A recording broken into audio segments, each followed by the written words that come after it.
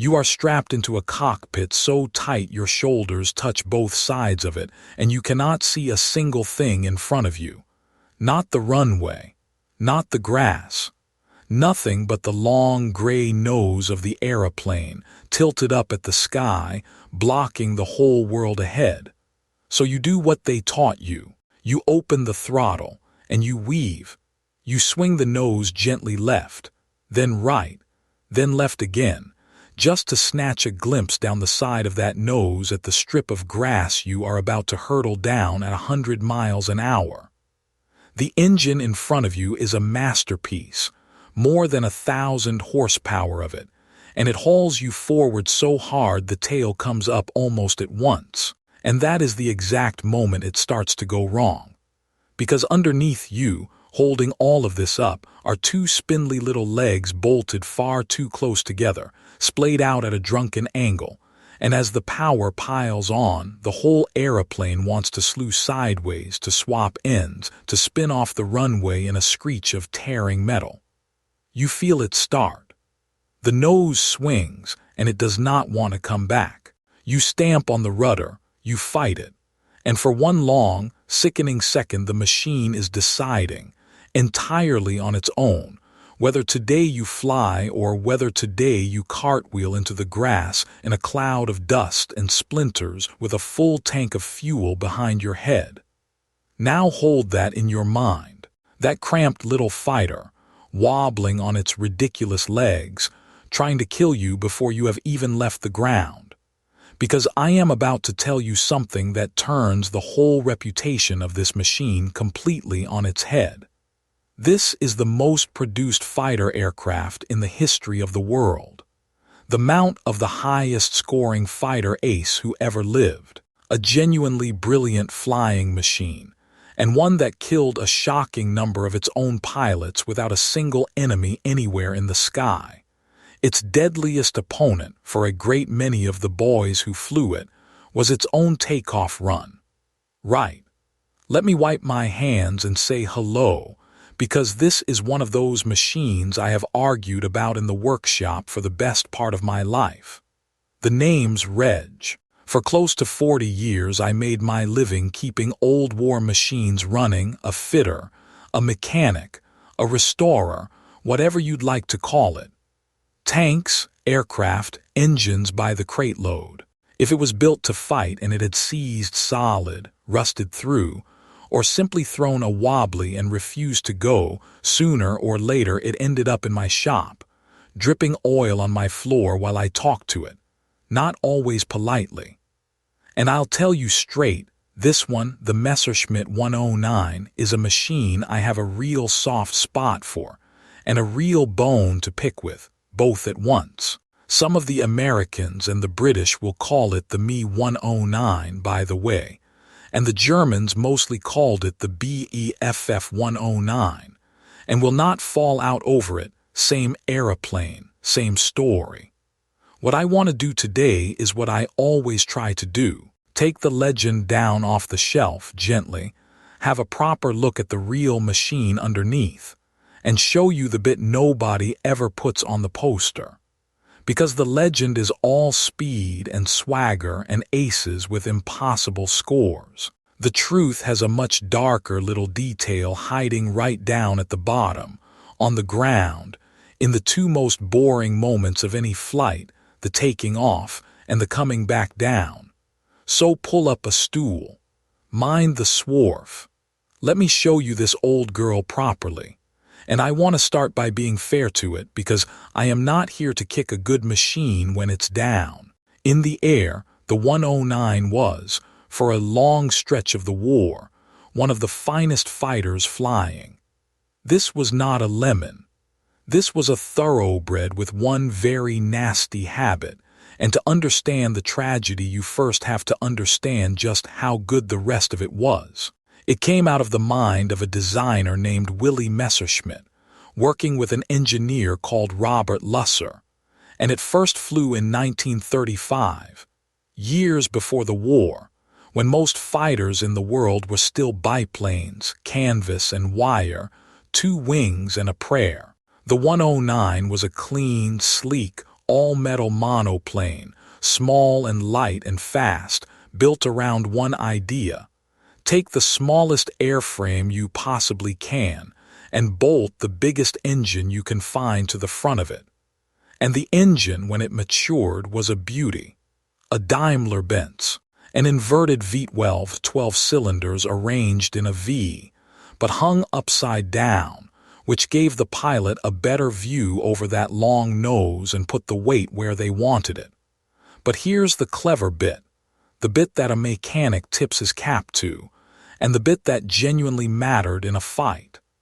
That Daimler-Benz engine used fuel injection. Now stay with me, because this is one of those small engineering details that decided who lived and who died, and almost nobody outside the hobby knows it. Most of the early British fighters, your Spitfire, your Hurricane, had a different way of feeding fuel to the engine, a carburettor, an older, simpler arrangement. And a carburettor has a weakness. If you shove the nose down hard and dive, really push over, so that for a moment everything in the aeroplane goes light, floats, hangs weightless. The fuel in a carburettor engine sloshes the wrong way, starves for an instant, and the engine coughs and cuts out. Just for a moment. But a moment is a very long time when someone is trying to shoot you. The 109 with its fuel injection had no such trouble. The German pilot could simply shove the stick forward, bunt straight over into a screaming dive, and his engine never so much as hiccuped.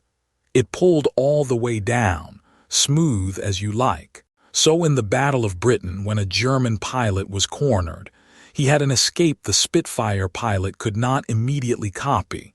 Push over, dive away, and the Daimler-Benz would keep pulling while the British engine coughed. That is not a small thing. That is a life, saved by a fuel pump, over and over again. Whatever else I'm about to tell you, hold on to this. The men who built this engine knew exactly what they were doing. And there was more. Along the front edge of each wing, the 109 carried a clever little automatic device, leading-edge slats, they're called. Slats are small panels that pop out from the front of the wing all by themselves when the aeroplane slows right down, and they let the wing keep gripping the air when it would otherwise let go and stall. The pilot didn't have to do a thing. In a tight, slow turning fight, when the aeroplane was right on the edge, those slats would bang out automatically and give him just a little more control, a little more warning, a little more life. Clever. Fiddly to maintain, and I'll grant you they'd sometimes deploy with a bang that startled a new pilot half to death mid-turn, but genuinely clever. And above all of it, the 109 was small and light, and it was a superb gun platform. That last phrase matters, so let me tell you what a mechanic means by it. A good gun platform is an aeroplane that sits steady when you fire, that points where you look, that lets an ordinary pilot put his bullets exactly where he means to. The 109 did that beautifully. It was steady, it was honest in the aim, and it carried its guns close in around that long nose, right along the line of sight, so what the pilot pointed at, the pilot hit. You want to know how good? The highest scoring fighter ace in the entire history of aerial warfare, a German pilot named Erich Hartmann, flew the 109 and was credited with 352 victories. 352. Nobody before or since has come close, and he did it in this aeroplane. So when I tell you in a minute that this same machine was a death trap on the ground, I want you holding both facts at once, because that gap, the brilliance in the air and the danger on the grass, is the whole story. That's the thing I dragged you in here to see. Now, before I take it apart, the number I promised you, because it's a proper jaw-dropper, and it's the reason this machine matters so much. They built more Messerschmitt 109s than any other fighter aircraft in the history of the world. Ever. Around 34,000 of them. I'll be honest and careful with you the way I always am. The exact total is argued over, and you'll see it quoted anywhere from about 33,000 to 34,000 odd, depending on how you count the variants and the ones built after the war. So take the round number and know the edges are fuzzy. But whichever figure you land on, the headline holds. No fighter has ever been made in greater numbers. 34,000. That is not a rare masterpiece. That is a machine that was churned out by the tens of thousands, flown by tens of thousands of young men, from the first day of the war to the very last.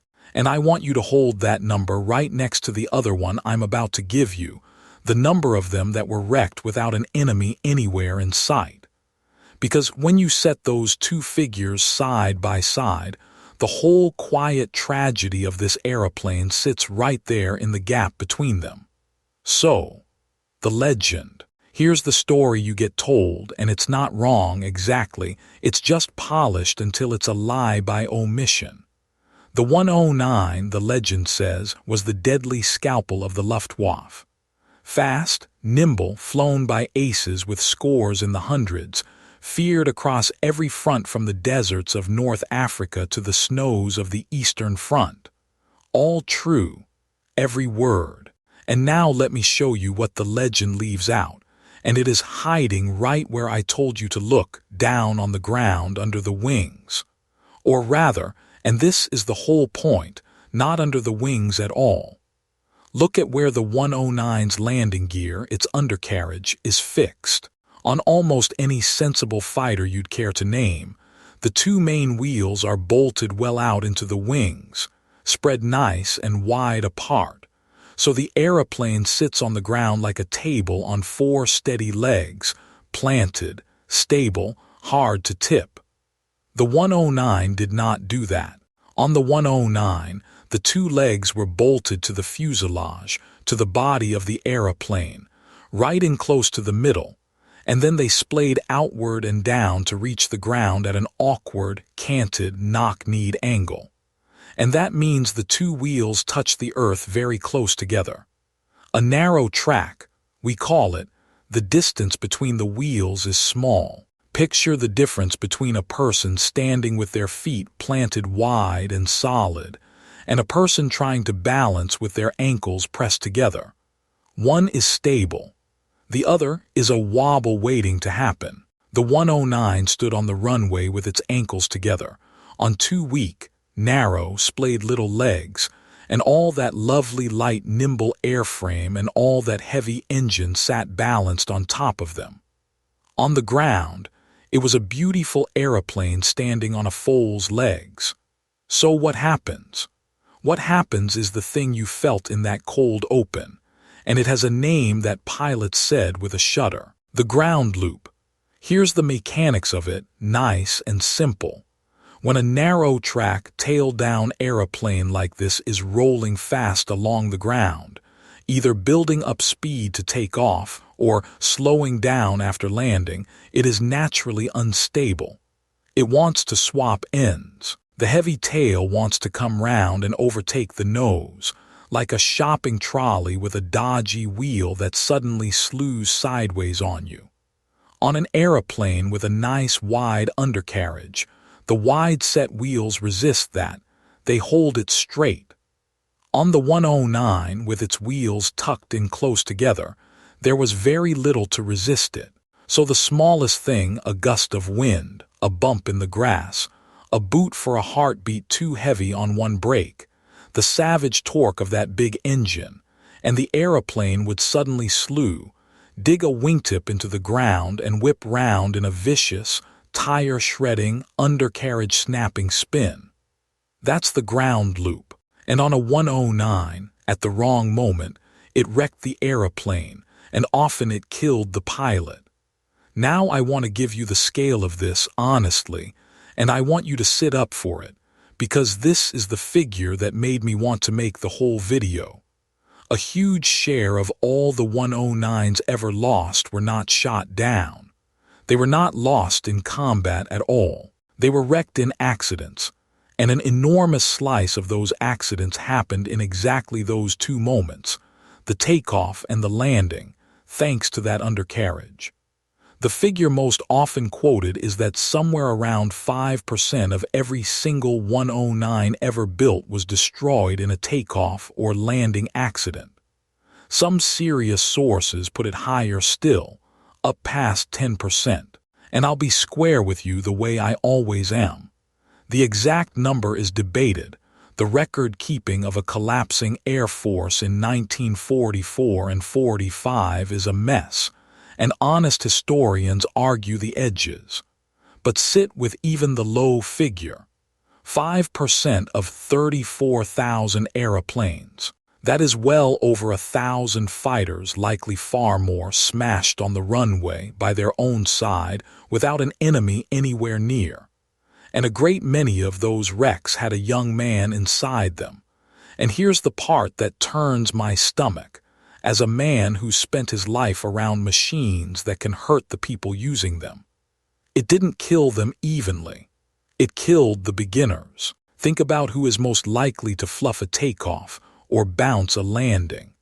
The brand new pilot. The boy fresh out of training with a handful of hours in his logbook, sat for the first time in a real frontline fighter that demands respect and precise feet on the rudder from the very first yard of the takeoff run.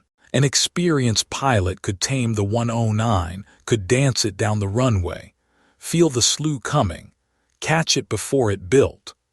But a frightened 19-year-old, late in the war, rushed through a shortened training program because Germany was desperate and running out of everything, climbing into a high-powered fighter that wanted to swap ends the moment he opened the throttle. For that boy, the takeoff run could be as dangerous as the battle.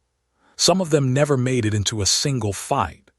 They were killed on the airfield, on their own side, by their own aeroplane in front of their own ground crew, before they had so much as seen an enemy. The machine ate its own young, and it ate the greenest ones first. Now, and this is the bit I love, because this is where the engineering gets honest and human. You are probably sitting there thinking, Reg, that is a stupid piece of design. Why on earth would anyone bolt the legs to the body instead of out to the wings, where any fool can see they belong? And the answer is the thing that makes this a proper engineering story and not just a tale of a blunder. Because it was not a blunder, it was a choice. A deliberate, clear-eyed trade-off made by clever people with their eyes open for a reason that actually made a kind of hard sense. Here it is. Because the undercarriage was fixed to the fuselage, to the body, and not to the wings themselves carried no landing loads. They didn't have to hold the weight of the aeroplane on the ground, and that meant you could unbolt the entire wing and take it right off, and the aeroplane would sit there on its own legs, quite happily, wings in a heap beside it. Think about what that gives you out in the field.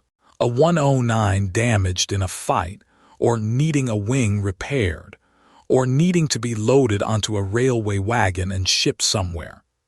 You could pull the wings off it, on a muddy forward airfield with a small crew and no special heavy jacks or cranes, because the thing stood on its own feet the whole time. For an air force that had to service and move and repair thousands of these across half a continent, in fields and forests and the backs of trucks, that was a genuine, enormous advantage.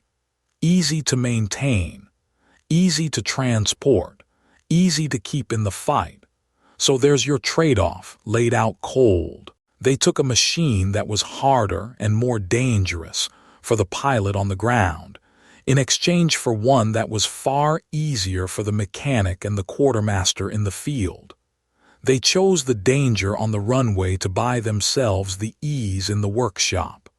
And I'll tell you, as the mechanic in this story, I understand that choice completely, and it still makes me wince, because the man who paid for that clever bit of logistics wasn't the designer, and it wasn't the fitter.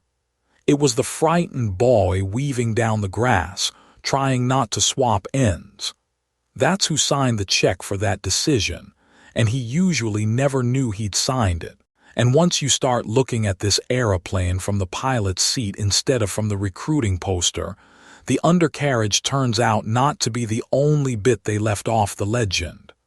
Let me give you a few more quickly, because together they paint the real machine. The cockpit was tiny, cramped tight, a small man's aeroplane.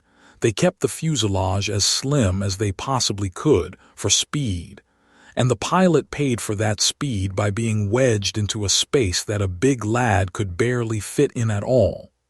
And over his head sat a heavy canopy, a hood of metal framing and glass that was hinged at the side and did not slide back, which is a problem for two reasons. One, it was a devil to see out of, thick frames chopping up your view exactly when you most needed to spot the enemy sneaking up behind.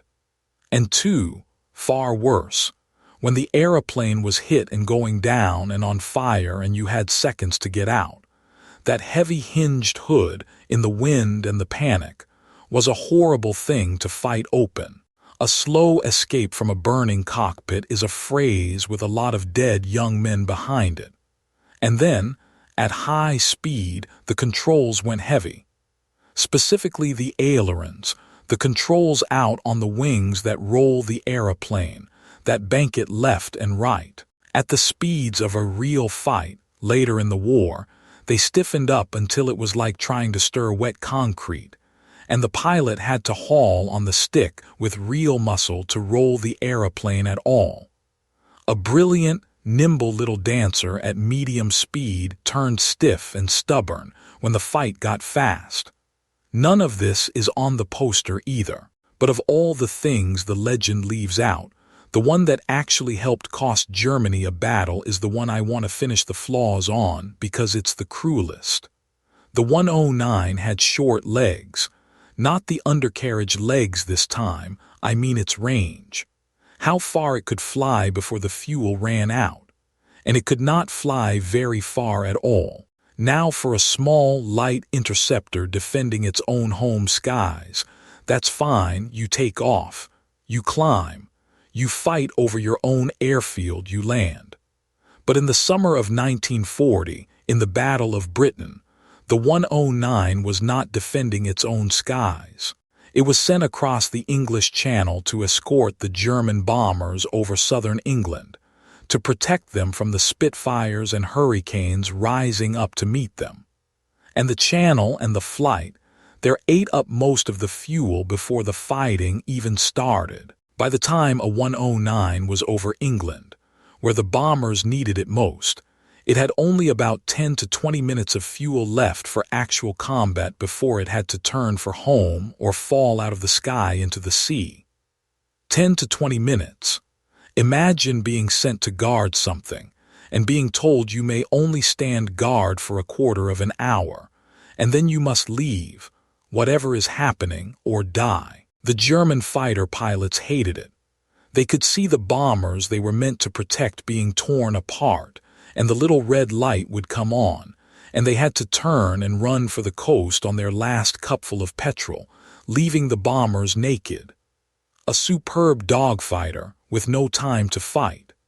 The best gun platform in the sky handed a job it did not have the legs to do, and that short range is one of the real, concrete, unglamorous reasons the German Air Force could not win the Battle of Britain. Not swagger, not aces, fuel.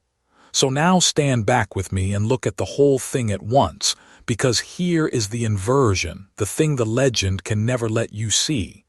We remember the 109 as a scalpel, as the aces aeroplane, as 352 victories and 34,000 built and the terror of a dozen fronts. And all of that is real. But the same machine was a brilliant gun platform sabotaged by its own undercarriage and its own short legs. A thoroughbred that killed a shocking number of its own riders before they ever reached the race. Late in the war, when the pilots were half-trained boys and the enemy was everywhere, the single most reliable killer of the Messerschmitt 109 was not the Spitfire or the Mustang or the anti-aircraft gun. It was its own takeoff run. We keep the aces tallies, painted proudly on the rudders. A little mark for every kill, dozens of them, 100 of them. We put those in the museums and the books. And we quietly forget the boys the machine killed on the grass before they ever met a Spitfire, the ones who never scored a single mark on any rudder because they died on their own airfield in a cloud of dust, wrestling a fighter that was trying to swap ends. Both of those are the 109. The legend keeps one. The truth needs both. And I want you to feel where the danger actually lived, because that's the strangest part of all. It didn't live in the dramatic bit. It lived in the boring bit. We picture the danger of a fighter aeroplane in the dogfight, the twisting, the tracer, the enemy on your tail. High drama. But for the 109, a fearsome amount of the dying happened in the two moments so routine that nobody thinks to be afraid of them. Opening the throttle at the start of a flight, rolling to a stop at the end of one. The most ordinary things an aeroplane does. The moments in between the story that no newsreel ever filmed and no ace ever bragged about. Because there is no glory in ground looping into a hedge in front of the mechanics. The machine did its quiet killing in the margins, in the moments nobody was watching, in the parts of the day that don't make the highlight reel. Hold on to that. It's where we're going to end up, and it's about far more than an old aeroplane. Now, I'm a fitter, not a professor, so let me tell you plainly how we know all this, because I don't want you taking a word of it on my say-so alone. 3 things anchor this story, and every one of them is a matter of hard record, not opinion. 1. The production. Roughly 34,000 built, the most produced fighter aircraft in history. That's not a boast, it's a count made from the factory records. And while the exact figure wobbles at the edges depending on how you tally the variants, the standing as the most built fighter ever is not seriously in doubt. 2. The accidents. The fact that a very large share of 109 losses were non-combat, and that takeoff and landing accidents alone account for a startling percentage of every airframe built, is drawn from the loss records of the Luftwaffe itself. The precise slice is argued, call it around 5% for the takeoff and landing wrecks, more by some counts, but the shape of it is not in question. This aeroplane wrecked itself, on the ground in enormous numbers. And 3, the cause. The narrow track, fuselage-mounted, outward splayed undercarriage, and the deliberate reason for it, the field serviceability. The detachable wing, that's plain engineering fact, sitting right there in the design of every surviving example you can walk up to in a museum today. Go and look. The legs are bolted to the body. You can see the whole tragedy with your own eyes if you know where to look, which now you do. And here's where I turn it round on you, because I did not spend all this time on one old German fighter just to win a pub argument about aeroplanes. There's something this machine taught me out in the workshop that I think about more than I probably ought to. It's this: a thing can be a genuine legend, brilliant, admired, feared, the best of its kind on paper and often in fact, and it can, at the very same time, be quietly killing the people who depend on it, in the mundane little moments that nobody thinks to look at.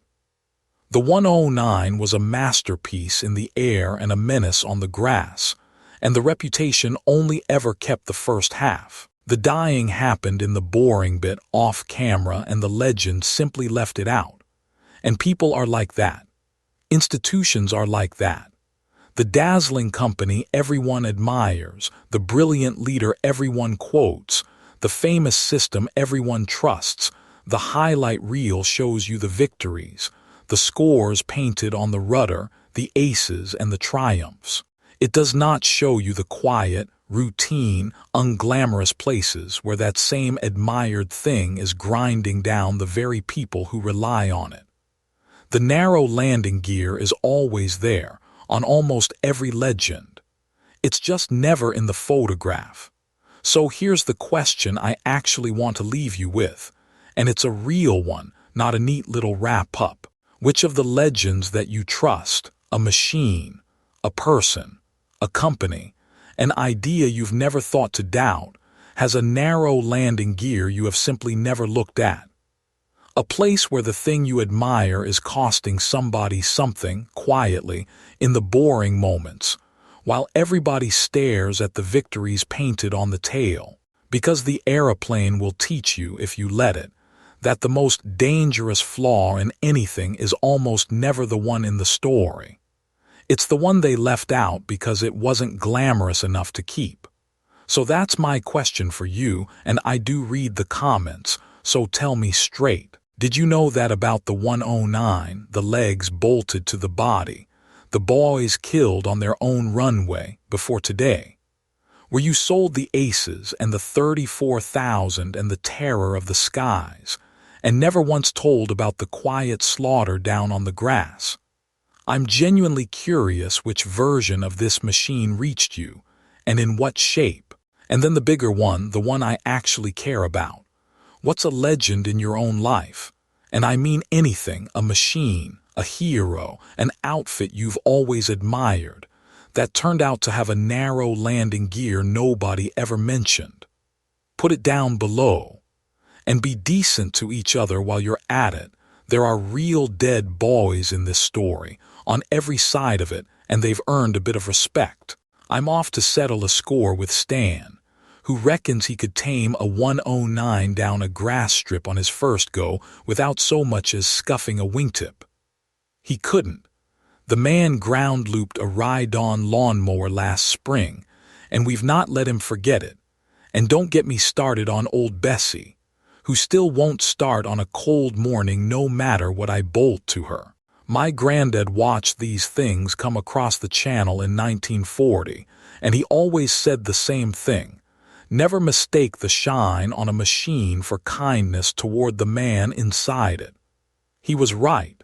He usually was. So if you liked having the legend taken apart and the real machine and the real boys put back in front of you, then subscribe and stick around, because I've a whole workshop full of misunderstood old war machines to walk you through. The crude one that won. The beautiful one that failed. And like today, the brilliant one that quietly killed its own. The name's Reg. Mind your head on the way out of the hangar. And the next time somebody tells you the Messerschmitt 109 was simply the deadly scalpel of the Luftwaffe, you nod, and you buy them a drink, and you tell them the far stranger, far sadder truth about the two little legs bolted to the wrong part of the aeroplane.